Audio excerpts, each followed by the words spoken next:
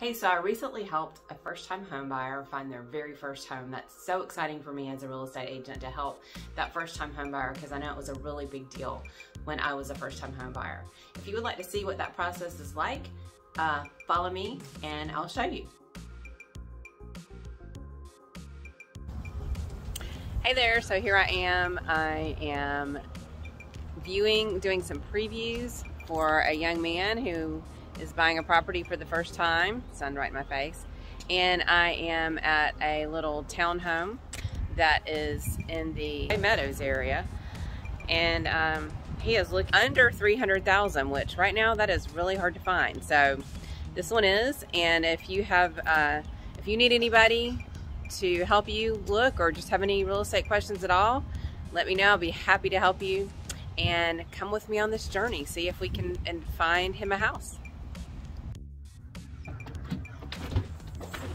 So I've actually already been through this one. It needs some work, but it's a really good price. I think it's $185. Some of the windows need replacing. It's an open door house. They painted it a little sloppy. That toilet is gross, but this is a very quick tour. Ancient washing machine and dryer in there, but there is one. Coat closet without a hanger, but that's not a big deal. That's the water heater and the air handler with the door right here. Kitchen, you know, not updated, but not gross either.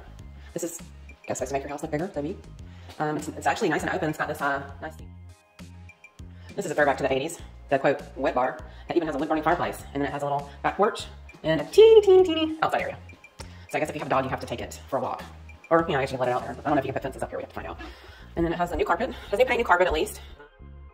Here we are, and here's our view from upstairs. It looks like they overspray, which happens so much when people are not, these windows they've lost their seal. They can be fixed without having to get new windows. It looks like it's got closets on either side here, which is nice.